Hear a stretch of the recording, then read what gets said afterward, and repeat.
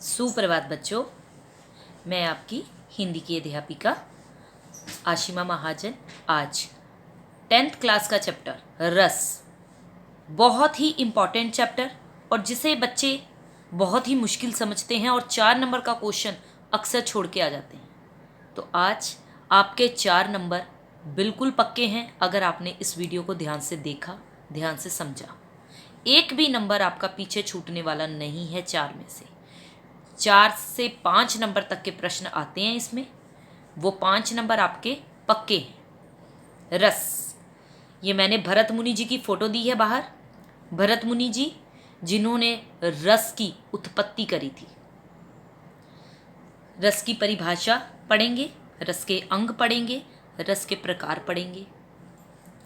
तो आइए, रस साहित्य को पढ़ने, सुनने या नाटक आदि देखने से जिस आनंद की अनुभूति होती है उसे रस कहते हैं।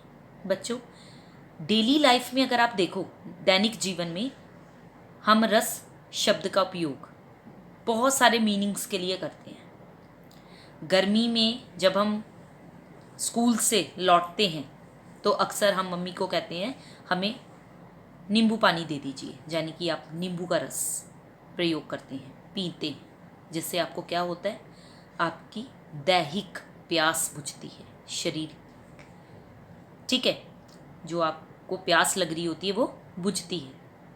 लेकिन साहित्य को पढ़ने से क्या होगा, हमारी आत्मा की प्यास बुझेगी। ठीक है, हम विभिन्न पदार्थों के रस की बात करते हैं, खट्टा है, मीठा है, नमकीन है या कड़वा है। हमारी जीभ के द्वारा हम कितने प्रकार के रसों का आनंद लेते हैं। वैसे रस का अर्थ होता है निचोड़, किसी भी पदार्थ का निचोड़। जिससे बनी औषधि को रस भी कहते हैं। पर आए ये सुनने को मिलता है कि उसकी बातों में रस है, उसकी तो आवाज़ में ही रस है, उसके गाने में रस है, यानी कि कानों को वो चीज़ बड़ी अच्छी लग रही है, बड़ी मधुर लग रही है। यही रस है बेटा, और इन्हें बहुत ध्यान से समझना है हमें। साहित्य में रस ऐसे आनंद को ही कहते हैं जो पाठक, श्रोता या दर्शक को किसी भी रचना को पढ़ने, सुनने या आप मंच पर कभी नाटक करते हैं तो आपको लोग देखते हैं, तो जब भी पाठक को या श्रोता को अपने व्यक्तित्व का एहसास नहीं रहता है, वो आत्मविभोर हो उठता है, तो वो किस में समा जाता है, काव्य रस में। बस यही काव्य रस आज हम आपको समझाएंगे। रस के 4 अंग हैं, स्थायी भाव, विभाव, अनुभाव और संचारी भाव। आइए मैं इन्हें एग्जाम्पल के साथ आपको समझाऊंगी। स्थायी भाव, स्थायी भाव पढ़ने से पहले मेरी ये 4 लाइनें ध्यान से सुन लीजिए और ध्यान से याद कर लीजिए, ताकि कोई अलग से आपको चार्ट ना बनाना पड़े रसों के नाम याद करने के लिए। क्योंकि अक्सर बच्चे कहते हैं इतने सारे रस हैं, मैं कैसे याद करूं। तो कोई प्रॉब्लम नहीं है, ये 4 लाइनें बच्चा याद कर सकता है आराम से। करुण हास्य श्रृंगार मिलकर वीर भयानक शांत बना, शोक हास रति के उत्साह से व्यय भी निर्वेद बना, अद्भुत रौद्र विभत्स के कारण नो रस का सम्मान बना, विस्मय क्रोध की जुगुप्सा से रसों का स्थायी भाव बना। अब आपको नहीं पता इन 4 लाइनों में मैडम ने क्या बता दी है, कुछ नहीं पता, क्योंकि अभी तो हमने रस पढ़े नहीं है ना। देखिए, इसमें मैंने 9 रस भी लिखे हैं, लेकिन उन 9 रसों के साथ साथ मैंने स्थायी भाव भी लिखा है। स्थायी भाव याद करना बहुत ज़रूरी है पेपर के लिए, क्योंकि अक्सर पेपर में क्वेश्चन यही आता है, इस रस का स्थायी भाव क्या है, या ये स्थायी भाव किस रस का है। चाहे इधर से पूछ लें आपसे, चाहे इधर से पूछ लें आपसे। ठीक है, अब देखिए मैं एरो लगाने जा रही हूँ। करुण हास्य श्रृंगार मिलकर वीर भयानक शांत बना। करुण रस का स्थायी भाव है शोक, ये करुण रस है, इसका स्थायी भाव क्या है, शोक। हास्य रस का स्थायी भाव क्या है, हास। श्रृंगार रस का रति, वीर का उत्साह, भयानक का व्यय। अब भयानक से ही पता चल रहा है व्यय है, डर रहे हैं, भय इसका स्थायी भाव है। शांत का निर्वेद, निर्वेद मतलब जिसे अब बस वो शांति को प्राप्त हो गया, उसे कोई मतलब नहीं है दुनियादारी से अब। अद्भुत रस का स्थायी भाव है विस्मय। रौद्र का क्रोध, रुद्र रूप ग्रहण कर लिया। आपका एक बार सुना होगा परशुराम ने रुद्र रूप अपना लिया, तो रुद्र रूप का मतलब क्रोध आ गया उन्हें। तो रुद्र से याद रखिएगा कि रुद्र का स्थायी भाव है क्रोध, विभत्स रस का स्थायी भाव है जुगुप्सा। तो देखिए 9 रस भी पूरे हो गए और 9 रसों के स्थायी भाव भी आपको याद हो गए। तो इस 4 लाइनों को ध्यान से सुन लीजिए, ध्यान से समझ लीजिए, और बस इन 4 लाइनों के आधार पर मैंने सारे रस आपको इजी वे में समझा देने हैं। ये 4 लाइनें हो गई, 4 लाइनों में 9 रस हो गए, 9 रसों के स्थायी भाव हो गए। आगे बढ़ते हैं। पहले मैं आपको बता दूं स्थायी भाव होते क्या हैं, परमानेंट जो भाव आपके मन में रहते हैं। स्थायी भाव, जो भाव हमारे मन में स्थायी रूप से रहते हैं, स्थायी मतलब परमानेंट रूप से। मनुष्य के मन में जन्म से ही कुछ भाव रहते हैं जिनका धीरे धीरे विकास होता है। वे भाव मनुष्य के मन में कम या अधिक मात्रा में स्थायी रूप से रहते हैं। स्थायी रूप से क्या रहता है हमारे मन में? हमारे मन में किसी के प्रति प्रेम रहता है। किसी छोटे से बच्चे को देखकर, प्यारे से बच्चे को देखकर बड़ा प्यार आता है उसके ऊपर, तो प्रेम रहता है। क्रोध, क्रोध आ जाता है हमें, अगर कोई हमारे मम्मी पापा के बारे में गलत बात कह देता है तो हमें क्रोध आ जाता है। शोक, हम कोई गलत घटना देख लेते हैं तो मन में शोक हो जाता है। घृणा आती है हमें, हम कई पिक्चर्स ऐसी होती हैं जिनमें गंदे गंदे सीन्स दिखाए जाते हैं, तो वहाँ हमें देखकर क्या आती, घृणा आती है कि ये क्या दिखा रहे हैं। हास्य, हास्य रस, जब कपिल शर्मा आता है हमें हंसाकर जाता है अपने नाटक में, तो हास्य रस पैदा करता है। ये सारे क्या हैं? ये सारे स्थायी भाव हैं बच्चों, और ये भाव मन में सोई हुई अवस्था में रहते हैं, सुप्त अवस्था में, और अवसर आने पर जाग जाते हैं। यानी कि जैसे ही मौका लगा वो जाग जाएंगे। अगर कोई आपको प्रेम कर रहा है, अगर कोई बच्चा मान लो आपके सामने आ गया है और आपको उस पर प्यार आ रहा है, तो ये भाव उसी टाइम जागृत हो जाएगा, उसी टाइम जाग जाएगा। और अगर किसी बच्चे ने आपका काम बिगाड़ दिया है तो आपको क्रोध आ जाएगा, तो उसी टाइम ये भाव जो है जागृत हो जाएगा। लेकिन ये एक्चुअली परमानेंट रूप से रहते हैं आपके मन में। कोई व्यक्ति हर समय क्रोधित दिखाई नहीं पड़ता। जब उसे अपना कोई शत्रु दिखाई दे तो मन में क्या होता है? क्रोध का भाव जागता है। स्थायी भावों को जागृत करने वाली जो सामग्री है उसे विभाव कहते हैं। आगे पढ़ते हैं हम, विभाव होते क्या हैं। विभाव जिन व्यक्तियों, जिन वस्तुओं, जिन परिस्थितियों के कारण मन में जो स्थित प्रेम है, शोक है, करुणा है, घृणा है, हास है, ये सारे स्थायी भाव जागृत होते हैं, उन्हें विभाव कहते हैं। विभाव भी बच्चों 2 तरह के होते हैं। विभाव शब्द का अर्थ क्या होता है? मैंने लिख के दिया आपको। विभाव शब्द का अर्थ है विशेष रूप से भाव को जगा देने वाला। और स्थायी भाव मन में सोए रहते हैं, विभाव क्या करते हैं? उन्हें जगाते हैं। विभाव होते हैं 2, एक होता है आलंबन, एक होता है उद्दीपन। आइए आलंबन की बात करें। आलंबन विभाव जिस व्यक्ति के मन में स्थायी भाव जागृत होता है और जिस व्यक्ति को देखकर वह भाव जागृत होता है, दोनों आलंबन विभाव कहलाते हैं। एग्जाम्पल दे रही हूं मैं आपको आलंबन विभाव की, ध्यान से सुनिए। जिस व्यक्ति के मन में स्थायी भाव जागृत होता है, मान लो राजा दशरथ है, राजा दशरथ की मृत्यु के बाद उनकी रानियों के मन में शोक की भावना उठी, यानी कि जिस व्यक्ति के मन में स्थायी भाव जागृत हुआ, यानी कि रानियों के मन में हुआ, तो वो आलंबन था। इस अवस्था में राजा दशरथ और रानियां दोनों क्या हैं? आलंबन विभाव हैं। क्यों? क्योंकि जिस व्यक्ति को देखकर भाव जागृत हो और जिस व्यक्ति के मन में जागृत हो, वो दोनों भाव क्या हैं? आलंबन विभाव। अब बात करूंगी मैं उद्दीपन की, विद एग्जाम्पल, ध्यान से सुनिए। आलंबन के मन में उठे भावों को और अधिक तीव्र करने वाली दशाएं, यानी कि एक्टिविटीज, वो उद्दीपन विभाव कहलाती हैं। जैसे राजा दशरथ का अचल पड़े रहना, अचल मतलब कोई हरकत ना करना, लोगों का सहानुभूति दिखाना, अंतिम संस्कार की तैयारियां होना, ये सारी गतिविधियों से क्या होता है? शोक बढ़ता है। यानी कि आलंबन के मन में जो उठे भाव हैं उनको जो और अधिक तीव्र करने वाली एक्टिविटीज़ हैं वो उद्दीपन विभाव कहलाते हैं। ठीक है, उसके बाद आगे हम पढ़ रहे हैं बच्चों, उद्दीपन विभाव के आगे अनुभाव।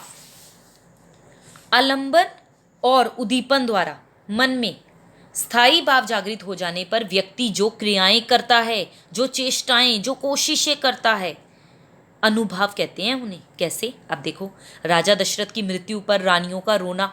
अब रानियों ने कोई एक्टिविटी की, कोई क्रिया की, तो रो रही हैं वो, या बेहोश हो जाना, या छाती पीटना, या आंखों में आंसू आना, ये सारी क्रियाएं क्या हैं? अनुभव।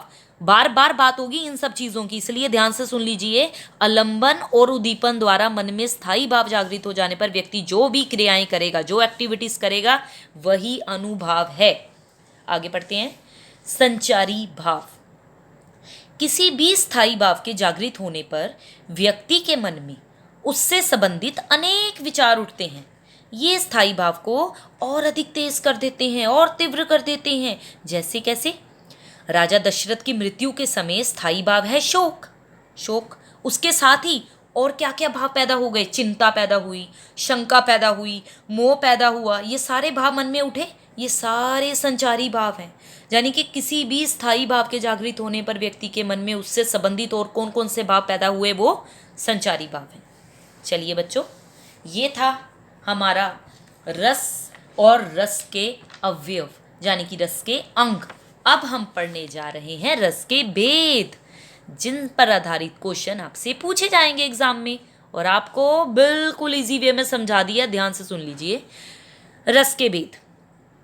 रस बच्चों होते तो 9 है, लेकिन व्याकरण में 2 और ऐड कर दिए गए हैं, आगे आपको बताते हैं। सबसे पहले है श्रृंगार रस। श्रृंगार रस का आधार ही स्त्री और पुरुष है। श्रृंगार रस में जो प्रेम है वो स्थायी रूप से रहता है। तो याद रख लीजिए, श्रृंगार रस का स्थायी भाव है रति। ये क्वेश्चन आपसे अक्सर पूछा जाता है एग्जाम में। श्रृंगार रस का स्थायी भाव कौन सा है? रति है। उसका आंसर है रति। अच्छा, आपको पता है ना फलों का राजा किसे कहते हैं? आम को। शेर को किसका राजा कहते हैं? जंगल का। तो बताइए, रस का राजा किसे कहा जाता है? ये क्वेश्चन आपसे पूछा जाता है। रसराज किसे कहते हैं? श्रृंगार रस को। तो याद रख लीजिए, श्रृंगार रस को रसराज भी कहते हैं। श्रृंगार रस 2 तरह के होते हैं बच्चों, एक संयोग, एक वियोग। इस टाइम मैंने आपको एक पिक्चर दी है कृष्ण की। कृष्ण की पिक्चर है। इसमें एक नायक है और एक नायिका है, यानी कि राधा है। जब नायक और नायिका के बीच कोई खुशी का दृश्य दिखाई दे, अभी तो राधा जी क्या कर रही हैं? अपने बाल संवार रही हैं, मिरर में देख रही हैं, और कृष्ण जी हैं जो राधा के बाल संवार रहे हैं। तो खुश हैं दोनों, नायक और नायिका। जैसे फिल्मों में हीरो हीरोइन खुश रहते हैं, या वे एक दूसरे की तारीफ करते हुए दिखाई दें, एक दूसरे की तारीफ करते हुए दिखाई दें, तो उसे संयोग श्रृंगार रस कहते हैं। पर जब उन दोनों के बीच में कोई गम आ जाए, दुनिया उन्हें अलग कर दे, तो क्या होता है? वियोग श्रृंगार। संयोग का मतलब मिलना, वियोग का मतलब बिछड़ना।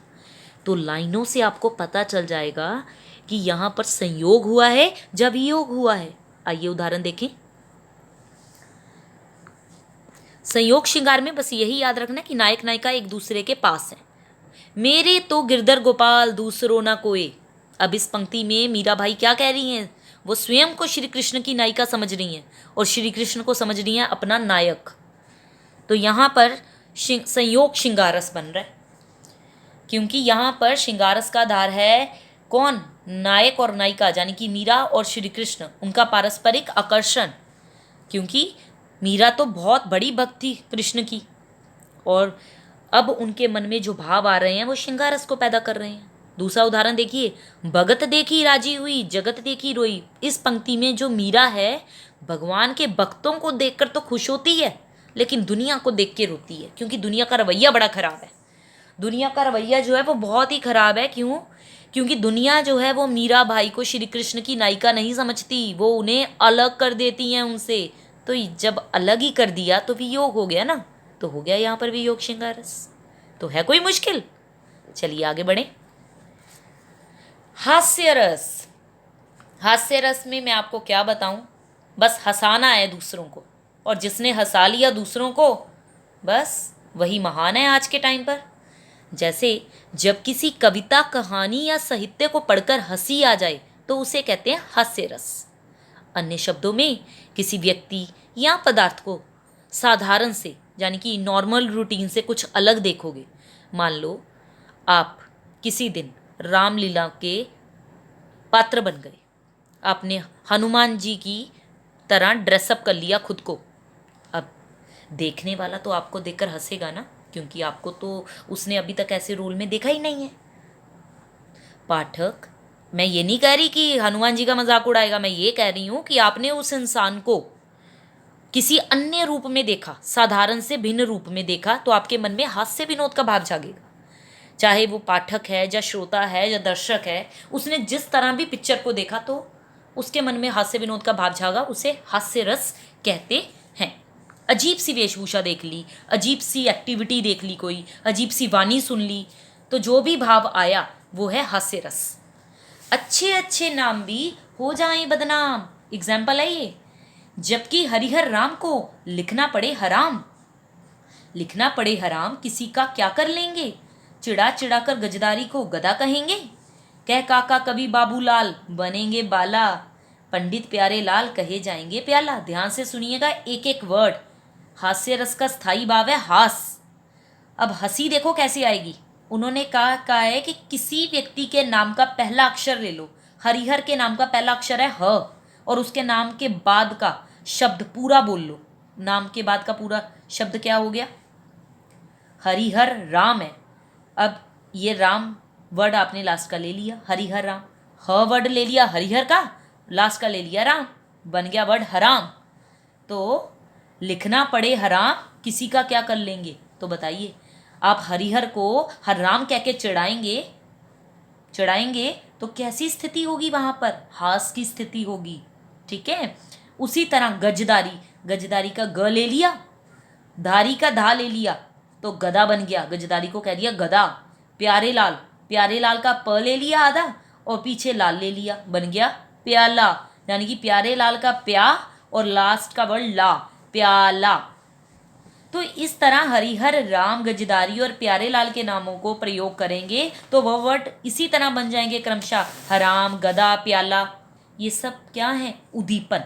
उद्दीपन के बारे में मैंने आपको पहले ही बता दिया है बच्चों कि भाव को जो और अधिक उद्दीप्त करने में, और अधिक तीव्र करने में जो भी वातावरण क्रिएट होता है, जो भी एक्टिविटीज होती हैं, वो सब उद्दीपन है। किसी को चिढ़ा रहे हो, हर्ष फील हो रहा है, प्रसन्नता फील हो रही है, ये सब संचारी भाव होते हैं। तो ये हास्य रस का उदाहरण है। यहाँ स्थाई भाव है हास, हंसे ना। ठीक है, चलिए आगे बढ़ें। करुण रस, ये आप दशरथ जी की फोटो देख रहे हैं, और लॉकडाउन के पीरियड में आपने रामायण भी देखी होगी, तो आपको सीन याद आ गया होगा। ये कौन सा सीन है? करुण रस, दुख की स्थिति। करुण रस कौन सा है? दुख की स्थिति, किसी इच्छित या प्रिय वस्तु की हानि। प्रिय वस्तु राम थी इनके लिए, वस्तु तो नहीं थी, उनके प्रिय जन थे। तो किसी इच्छित या प्रिय वस्तु की जब हमें हानि हो जाती है, जब किसी प्रिय व्यक्ति का वियोग हो जाता है, जैसे राजा दशरथ की हालत आप देख रहे हैं, जहाँ हमें धन की हानि हो जाती है, तब शोक का भाव उत्पन्न होता है। वहाँ कौन सा रस होता है बच्चों? करुण रस। और करुण रस का स्थायी भाव है शोक। एग्जाम्पल है, हाँ रघुनंदन प्राण पीड़िते, तुम भी जियत बहुत दिन बीते। रघुनंदन कि वो कह रहे हैं कि मेरे प्राणों से भी प्यारे पुत्र, तुम बिन जिए हुए बहुत दिन बीत गए, तुम कहाँ हो, मैं तुम्हारे बिना जीऊँ कैसे। तो यहाँ पर आप सबके मन में कोई हंसी तो नहीं आएगी, जहाँ कोई संयोग श्रृंगार रस तो नहीं पैदा हो जाएगा, और यहाँ पर करुणा पैदा होगी। करुण रस है जिसका स्थायी भाव है शोक, यानी कि हमारे मन में सहानुभूति आएगी, आत्मीयता का भाव आएगा, प्रेम उत्पन्न होगा। एक दुखी पिता की इच्छा पूरी नहीं हो पाई है, यहाँ पर स्थायी भाव है शोक। ठीक है। असहायता पे क्रोध करना, रोना, विलाप करना, ये सब करुण रस के उदाहरण हैं। चलिए आगे बढ़े। रौद्र रस, मैंने आपको बताया है रौद्र रस यानी कि रौद्र रूप ले लिया, यानी कि क्रोध हो गया, तो इसका स्थायी भाव ही क्रोध है। रौद्र रस में विरोधी पक्ष द्वारा किसी व्यक्ति, देश, समाज या धर्म का अपमान या बुरा होता देखने से उत्पन्न जो क्रोध होता है वो रौद्र रूप में होता है। उस समय के भाव को लेकर लिखा गया काव्य पढ़कर मन में जो आनंद उत्पन्न होता है उसे रौद्र रस कहते हैं। कैसे?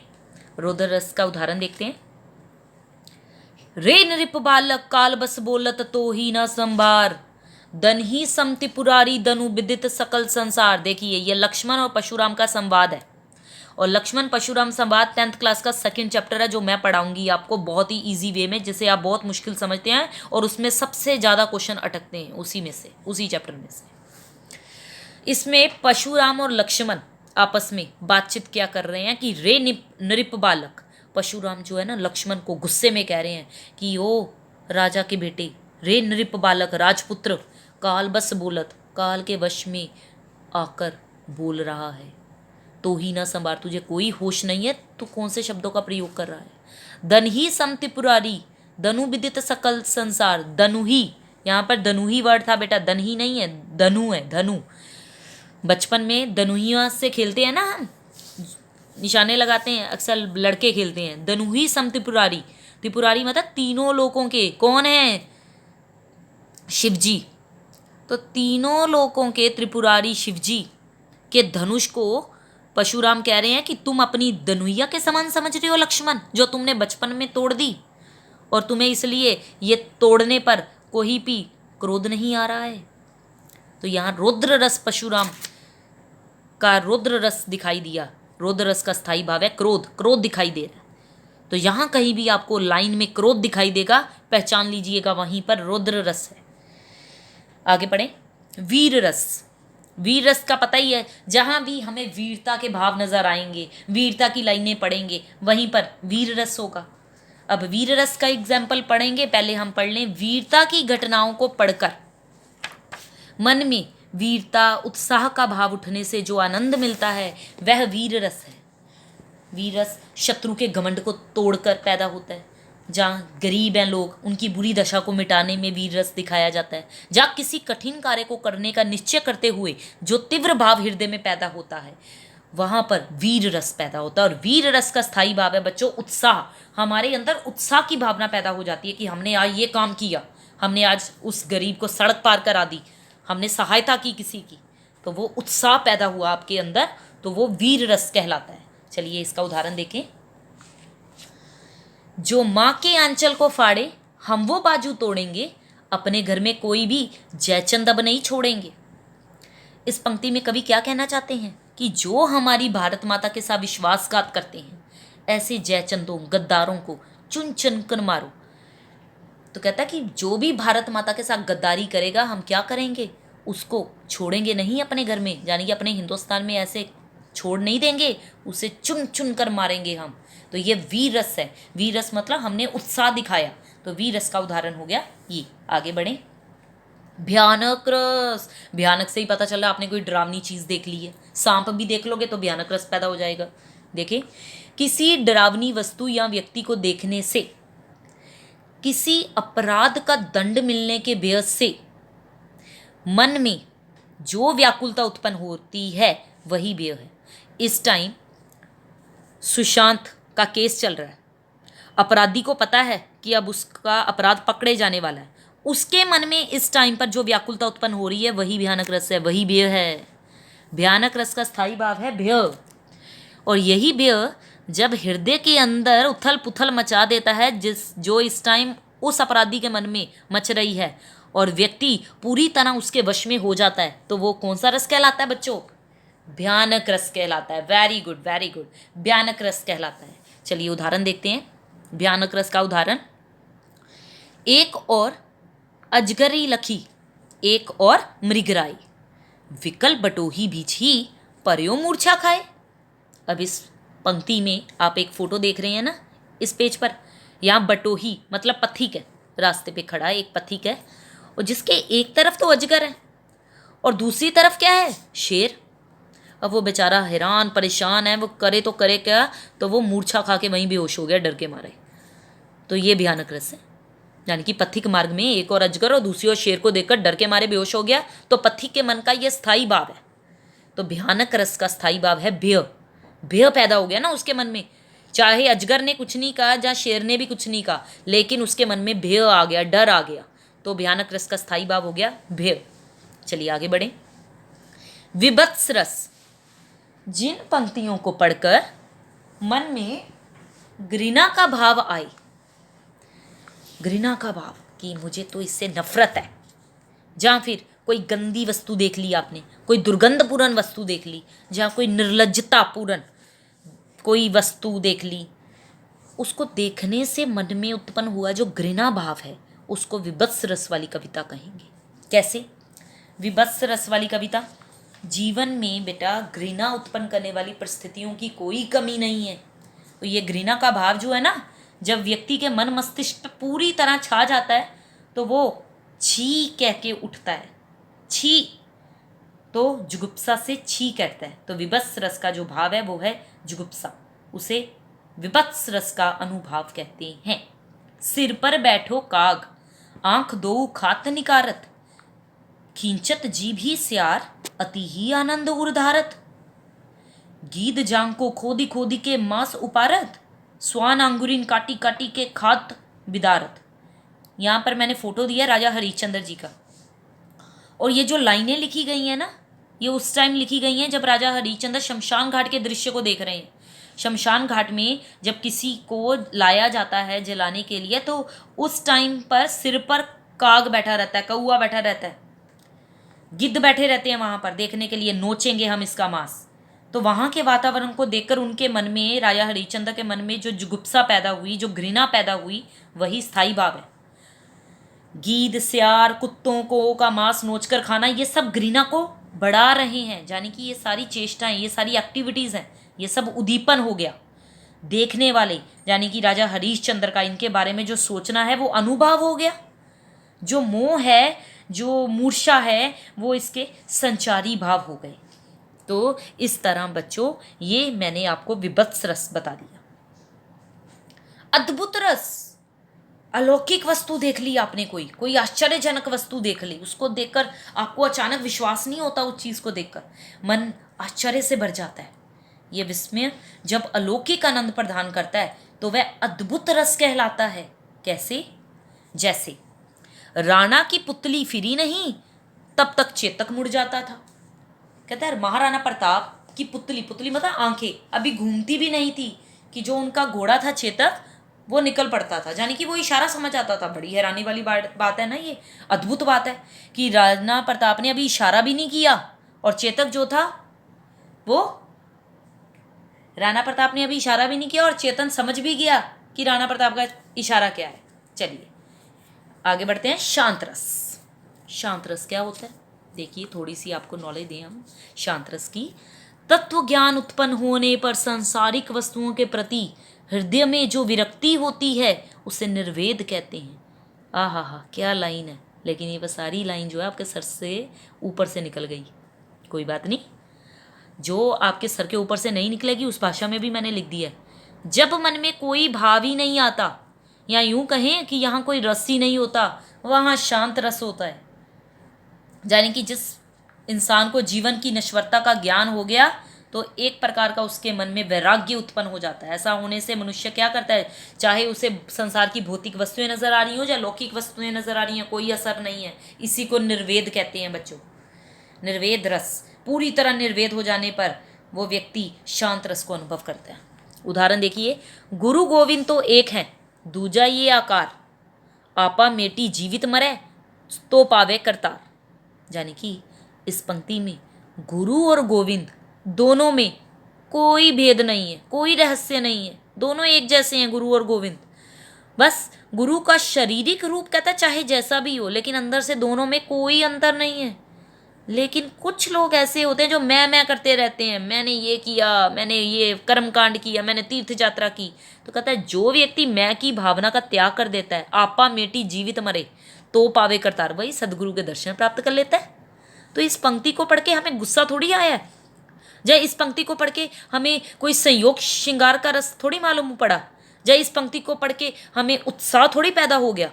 शांति अनुभव हुई है हमें। गुरु गोविंद तो एक हैं, दूजा ये आकार, आपा मेटी जीवित मरे तो पावे करतार, शांत रस। बस वात्सल्य रस। और बच्चों ध्यान से सुन लीजिए, शांत रस का स्थायी भाव है निर्वेद। वात्सल्य रस सुन लीजिए आगे। छोटे बच्चों के प्रति जो माता पिता का प्यार है, या अन्य गुरुजनों का है, या पड़ोसियों का है, उसे कहते हैं वात्सल्य रस। सिंपल। और वात्सल्य रस का स्थायी भाव भी वात्सल्य। एग्जाम्पल, जसोदा हरि पालने झुलावे, हलरावे दुलराई, मलहावे जोई सोई कुछ गावे। ये एग्जाम्पल बोर्ड के पेपरों में पता कितनी बार आया है? बहुत बार ये एग्जाम्पल दोहराया जाता है बोर्ड के एग्जाम में। मेरे लाल को आऊं निंदरिया, काहे ना आनी सुनावे सुवावे। तो इन पंक्तियों में यशोदा क्या कर रही है? अपने पुत्र कृष्ण को झूले में झुलाकर सुलाने का प्रयास कर रही है। अब चाहे वो गोद का झूला हो या फिर कोई दूसरा झूला हो, तो उनके मन में जो भी कुछ आ रहा है बस वो गाए चले जा रही हैं बच्चे को सुलाने के लिए। तो प्यार आ रहा है, बच्चे के प्रति जो प्यार आ रहा है वो वात्सल्य रस है। तो वात्सल्य रस का स्थायी भाव भी वात्सल्य है बच्चों। चलिए आगे बढ़ें। भक्ति रस, ये तो ईश्वर के प्रति प्रेम का भाव है। भक्ति रस ईश्वर के प्रति आस्था और विश्वास मानव को संस्कार के रूप में मिलता है। ईश्वर भक्ति सदा मनुष्य को शांति प्रदान करती है। आप किसी दिन फास्ट रखो, नवरात्रि के फास्ट रखते होगे आप लोग, जो भी बच्चा रखता होगा उसे बड़ा रिलैक्सेशन मिलता है, बड़ी शांति मिलती है। जब मंडे का कोई फास्ट रखते हो बड़ा रिलैक्सेशन मिलता है। इन्हीं कारणों से मानव मन में ईश्वर के प्रति प्यार पैदा होता है, अनुराग।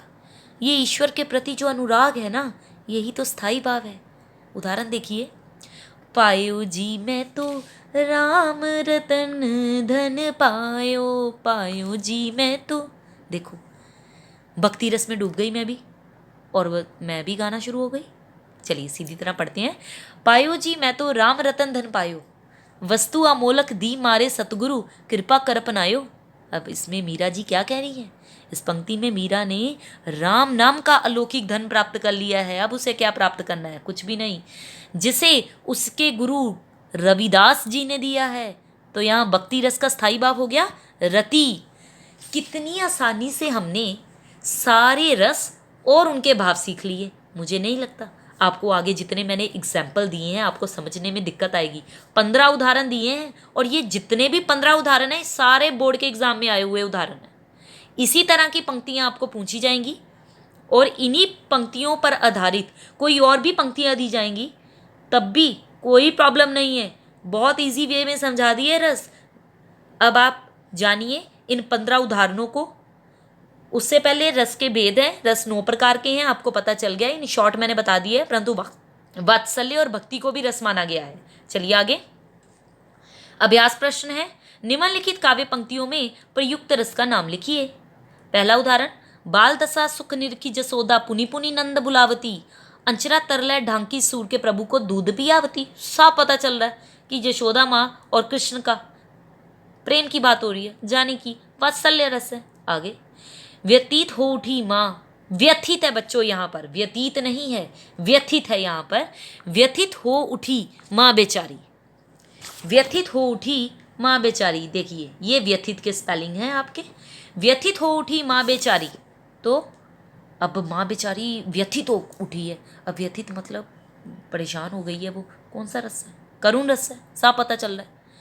तीसरा, तुम्हारी ये दंतुरित मुस्कान, यानी कि छोटे छोटे दांतों की जो मुस्कान है, मृतक में भी डाल देगी जान। साफ पता चल रहा है कौन सा रस है, मृतक में भी डाल देगी जान। धूली धुसत तुम्हारे ये गात, छोड़कर तालाब मेरी झोंपड़ी में खिल रहे जलजात। वात्सल्य रस है, कृष्ण जी की बात होगी यहाँ पर। चलिए आगे बढ़ते हैं।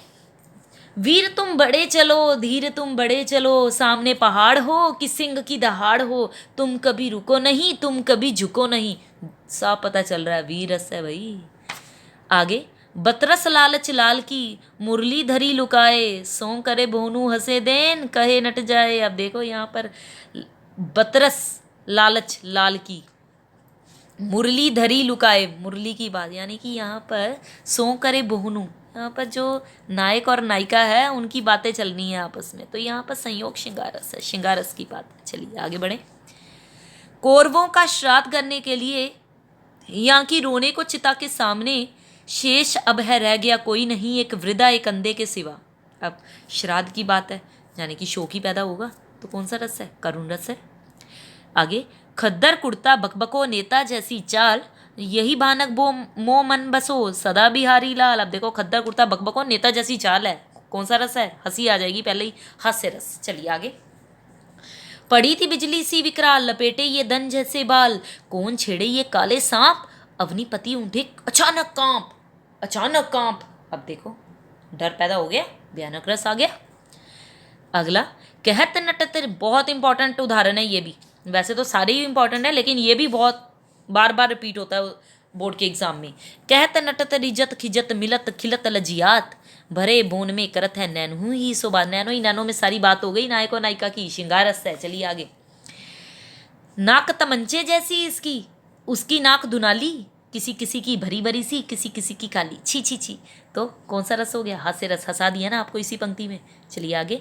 अभी तो मुकुट बंधा था माथ, हुए कल ही हल्दी के हाथ। मतलब कुछ घटित हो गया इनके घर में कि अभी तो मुकुट बंधा था माथे पर और हल्दी के हाथ हुए थे, और कुछ घटना हो गई तो बुरा हो गया, करुण रस आ गया। ललन चलन सुनी पलन में, आए गयो बहु नीर, अधखंडित बीरी रही पीरी परी शरीर। किस शरीर जो है वो पीला पड़ गया, अधखंडित सा हो गया। किसमें? वियोग में, नायक नायिका के वियोग। तो वियोग श्रृंगारस हो गया। चढ़ चेतक पर तलवार उठा, रखता था भूतल पानी को, राणा प्रताप सिर काट काट करता था सफल जवानी को। तो वीरता दिखा रहे हैं यहाँ पर राणा प्रताप, तो वीरस हो गया।